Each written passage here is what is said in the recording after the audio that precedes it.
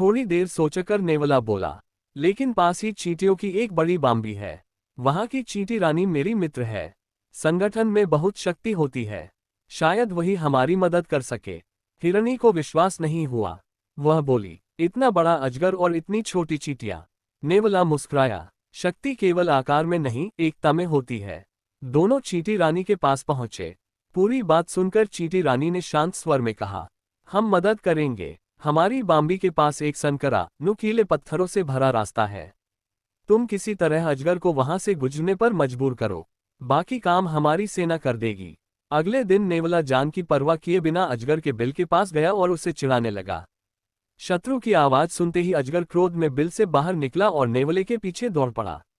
नेवला जानबूझकर उसी सनकरे पत्थरों वाले रास्ते की ओर भागा। अजगर जैसे तैसे उस रास्ते से गुजरा। नुकीले पत्थरों से उसका शरीर छिलने लगा, खून बहने लगा। तभी हजारों चींटियां उस पर टूट पड़ीं। वे उसके घायल शरीर में काटने लगीं। अजगर तड़पने लगा, जमीन पर लौटने लगा, लेकिन इससे उसका दर्द और बढ़ गया।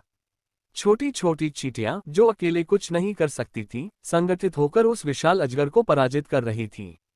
कुछ ही समय में घमंडी अजगर ने तड़प तड़प कर दम तोड़ दिया। जंगल में फिर से शांति लौट आए। हिरनी ने नेवले और चींटी रानी को धन्यवाद दिया। उसने समझ लिया कि संगठन और एकता की शक्ति के सामने सबसे बड़ा और शक्तिशाली शत्रु भी टिक नहीं सकता।